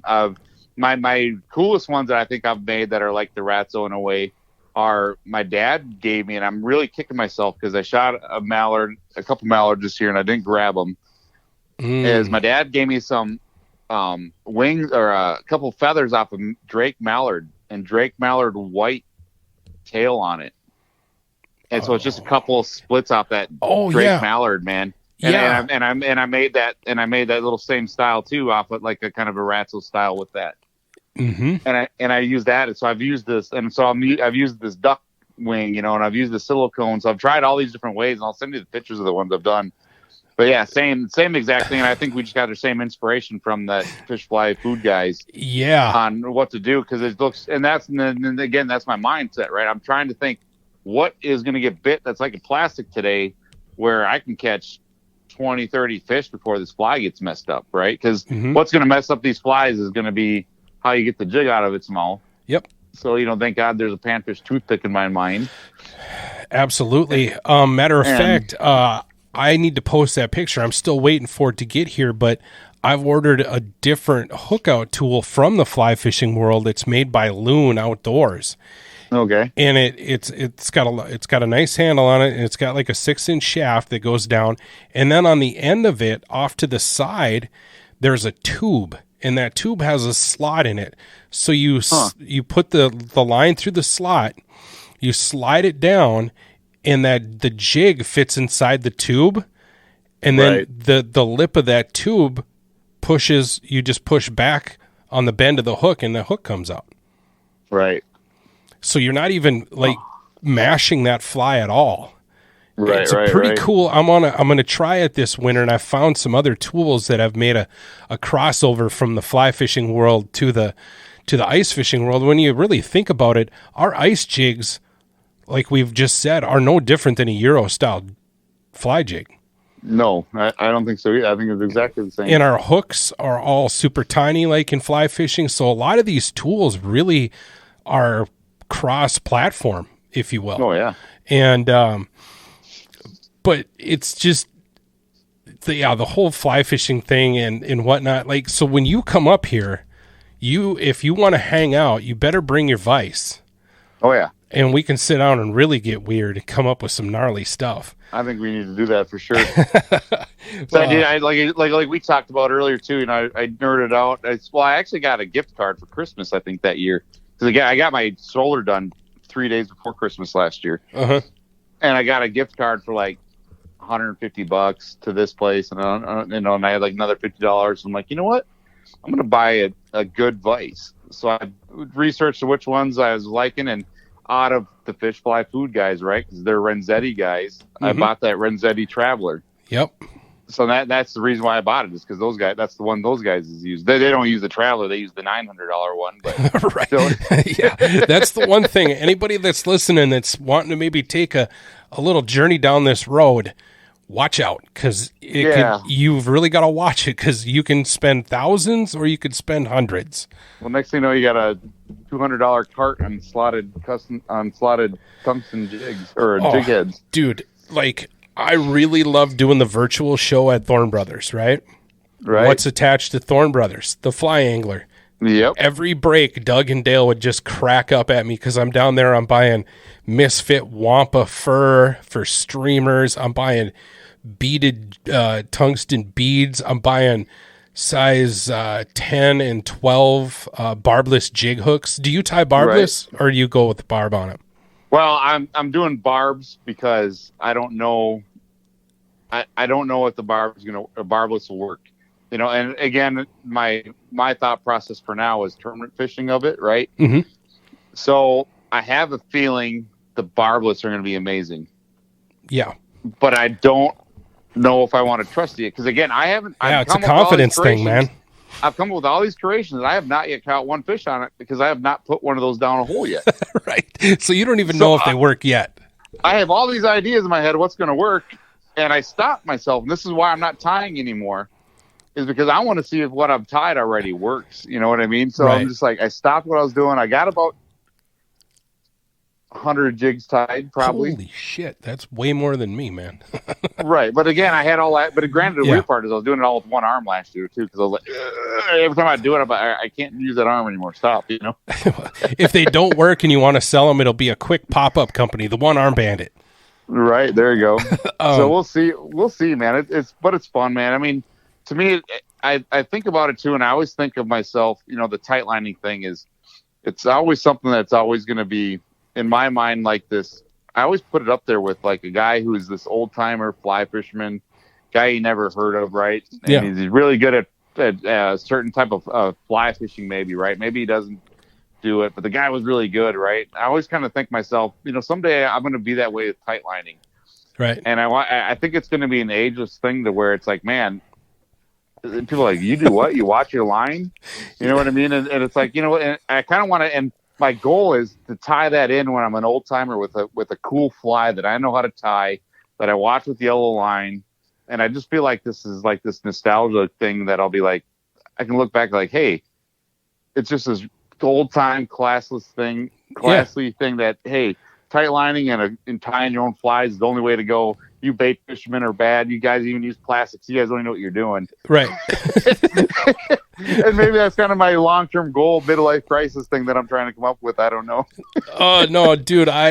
You're telling this story, and I recently just watched some Lord of the Rings, and I'm picturing that scene where they're in the mountains and it's snowing, and I'm picturing these young kids that had learned of this legend of tightlining, and he has this certain jig that just you can't buy in the store, but somebody's leading them through this blizzard to you, and you're just gonna be like, yeah, here's a couple of these jigs, and this is how you do this. Have a good day. Well, and that's exactly how I picture Dave Young. Yeah. What was his name? It doesn't matter what his name is. Yeah, it doesn't matter. You still got to know the tightlining guy. Right. Or whatever. No, that's a cool goal to have, man. Right. And that's how I picture Dave Young. I mean, that guy's the old school tightliner, but he used this jig, and man, see, this is me in my brain. He made a jig out of a tack. Okay. Out of a brass tack. You know, the little old school brass tack. Yep. And he has a name for it. And I wish I knew. I can't believe I don't know this name. And I swear to God, some of the people, there's people who even like if you know who Keith Kubelbeck is, Kong, right? Yeah. And I'm saying his last name wrong, Kong. He even says he caught his biggest all time. I believe he's the one who says it.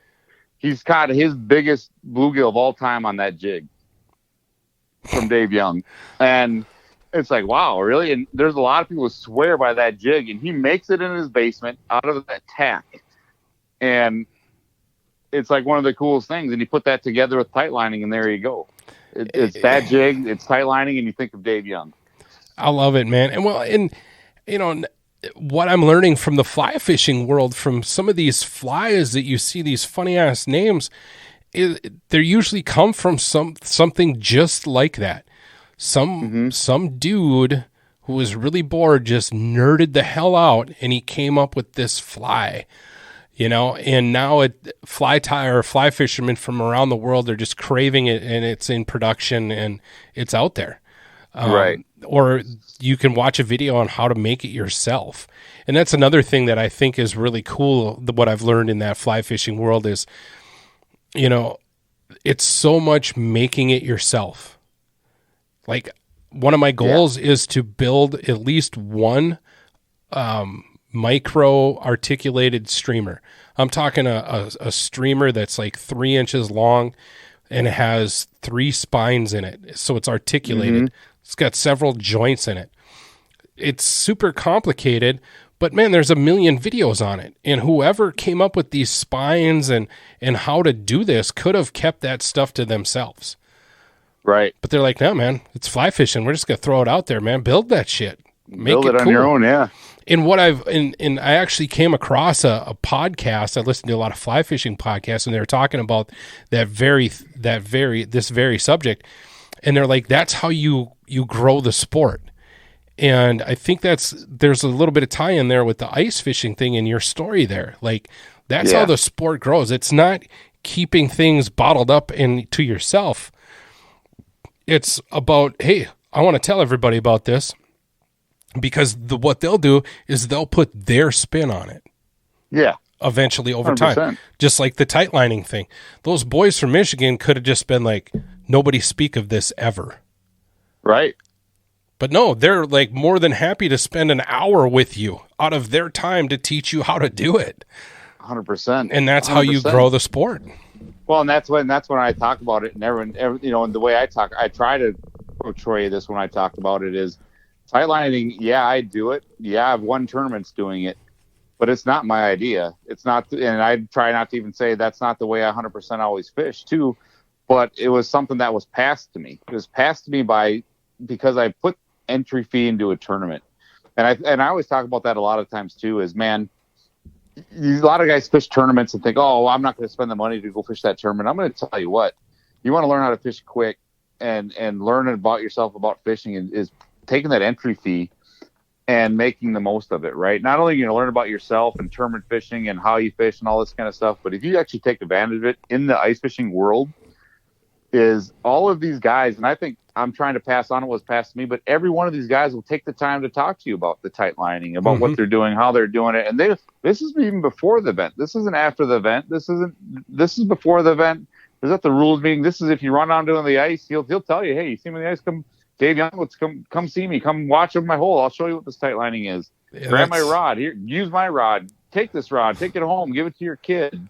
You know, and it's just like, this is the way these guys, when I got ice fishing, this is what I was taught to do from these guys.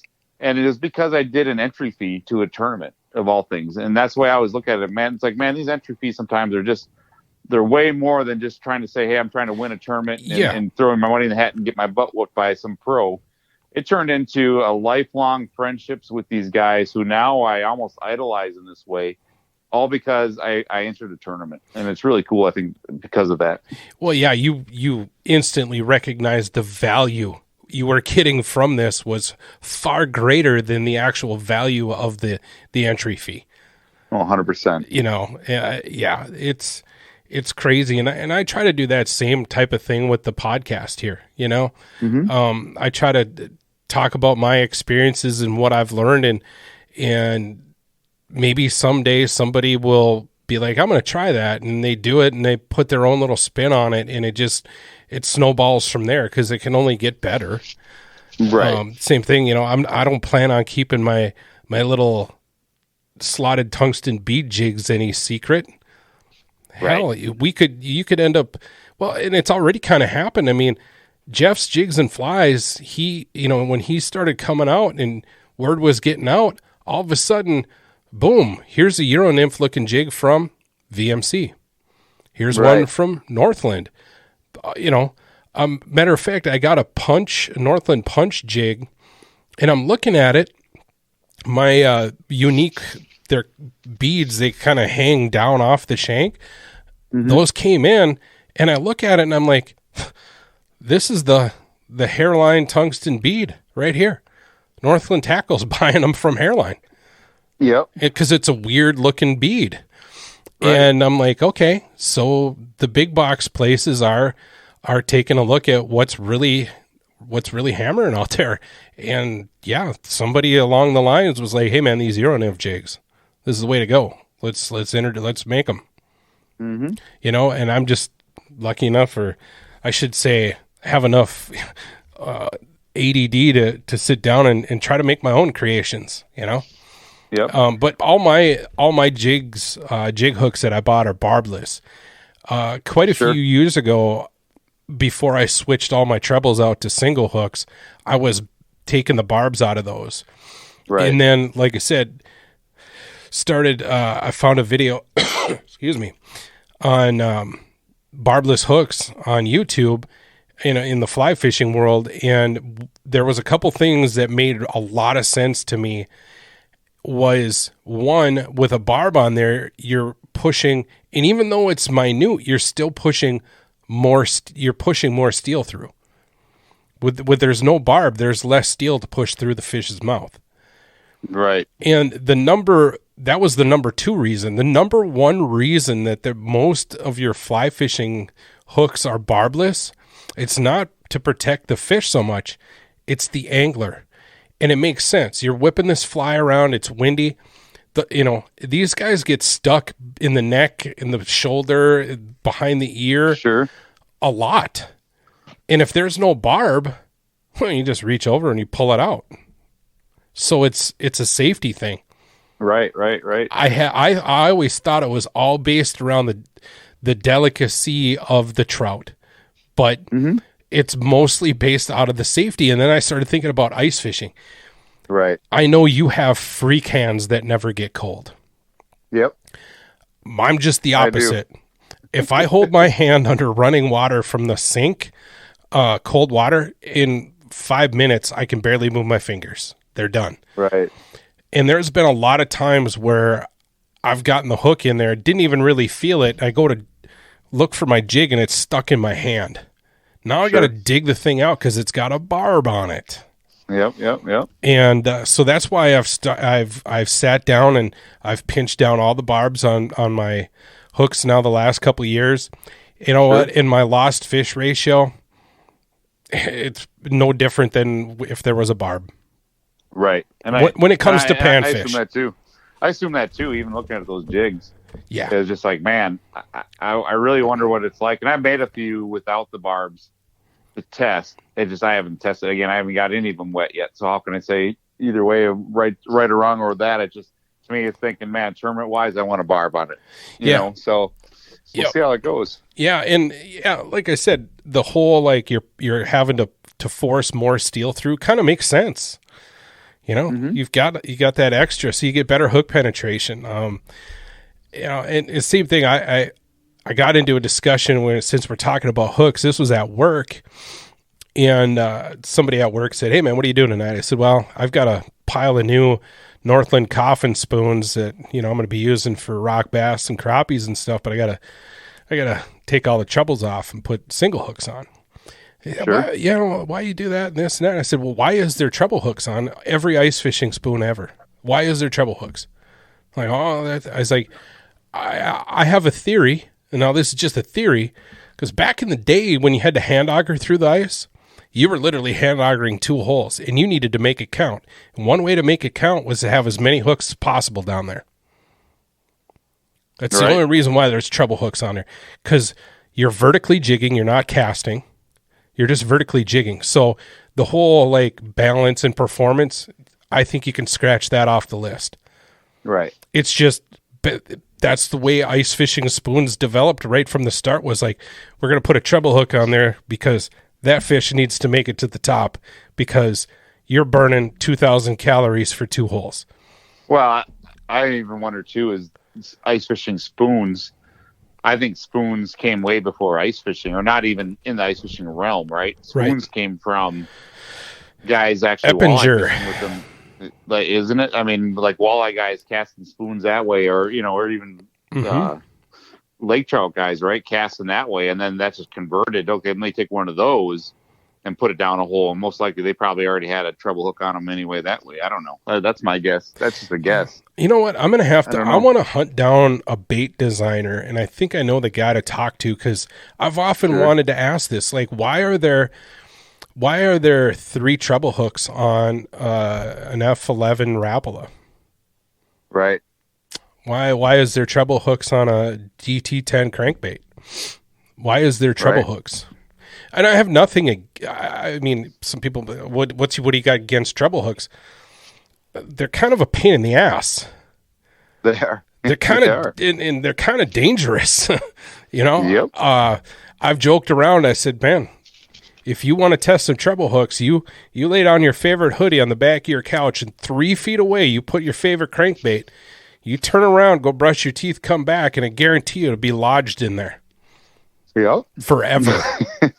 Forever. And God forbid you have them around your pet.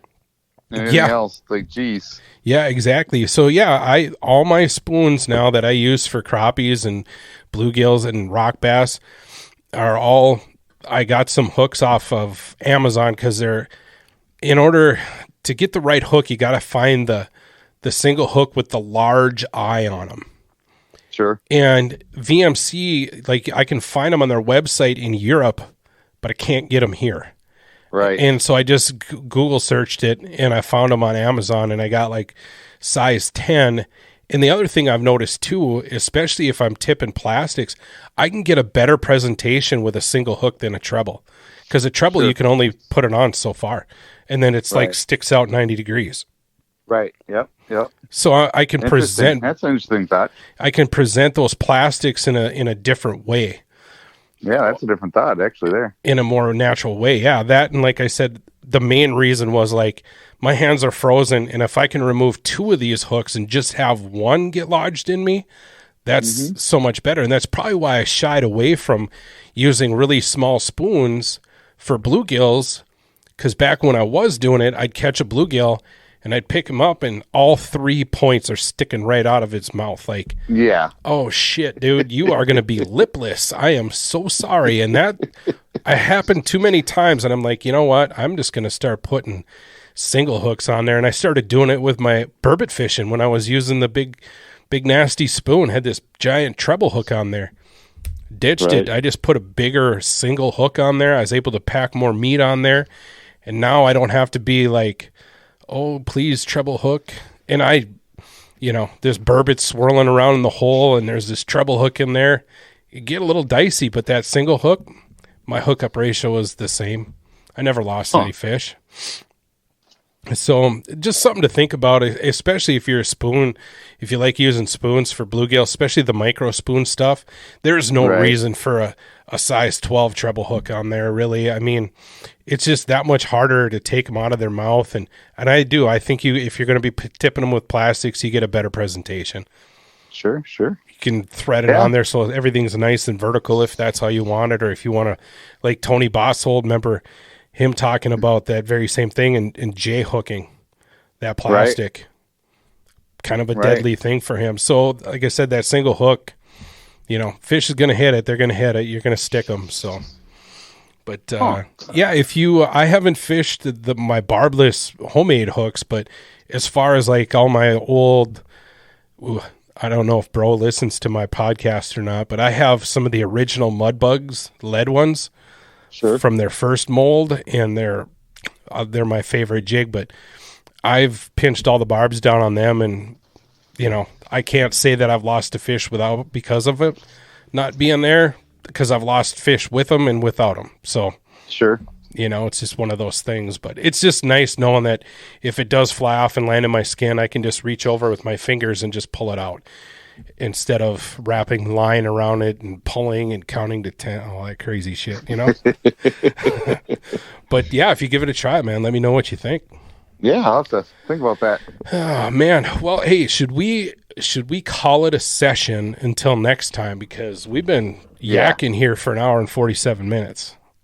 Yeah, we could definitely do another one about some other stuff. You and me have definitely had some cool debates about a lot of things in ice fishing, and I think that we didn't even really debate here. We needed a good old fashioned Patrick Lawrence debate on some stuff. I was telling Crafty, I think that'd be fun, because I said that we were doing a podcast, and I said, man, Lawrence and I go way back, and I said he's one of my coolest friends because him and I have literally just had it out debating. And it wasn't like trying to convince each other so much, but just debating our points. And then we call it a draw, and we shake hands, laugh, joke around, like nobody's hurt feelings, nothing. It's the best, dude. You're a good guy to talk to. It is good too, because a lot of people think of me as very opinionated because I come off that way too. And it's like, no, it's not that. It's an opinion. And it always is an opinion, but it's like, I am very opinionated of the fact that I think I'm right. Right. But, you know what I mean? But at the same time, it's like, man, I know, again, it just comes down to that talk of everyone's different, man, and everyone's got their own way to go at it, but it's always theory. And that's what I always think of, even hunting and fishing as a whole, is especially when we're talking flies now and we're talking plastics, we're talking there, not one of us is actually putting down something that fish bite or actually feed on day in, day out. We're not doing that. Yeah. And I'll even, my theory on that, where I'm even thinking back to, is it's a theory of the fact that we're all trying to present something to fish that will get bit, and it's not what fish feed on, even though we're trying to act like it is. Right. Oh, dude, I've said recently, if 90% of the shit that we put on the back end of these hooks actually swam in these waters, I wouldn't be a flow tuber. Especially when you're looking at the bass plastic stuff. Like, nah, dude, I'm not swimming in these lakes if that shit's in there. No way, not a chance in hell, man. But the same thing could be said about the ice fishing world. There's some stuff you're just like, oh, that thing's got 87 legs on it? I've never seen one of those in the water. Don't want to either. Yep. Oh, cool, man. Well, hey, I'm going to let you go and enjoy the rest of your evening. Thank you again, Lawrence. It's always a pleasure talking with you. And I think you and I could end up doing like a 6-hour marathon one if we didn't have any control. Yeah, exactly, man. No doubt. I'm just getting ready for the championship here, and we'll go. Well, good luck to you, man, and I'll be following you online. Yeah, cool, man. All right, dude. I'll talk to you later. Yeah, we'll talk to you. Have a good one. Bye. Goodbye.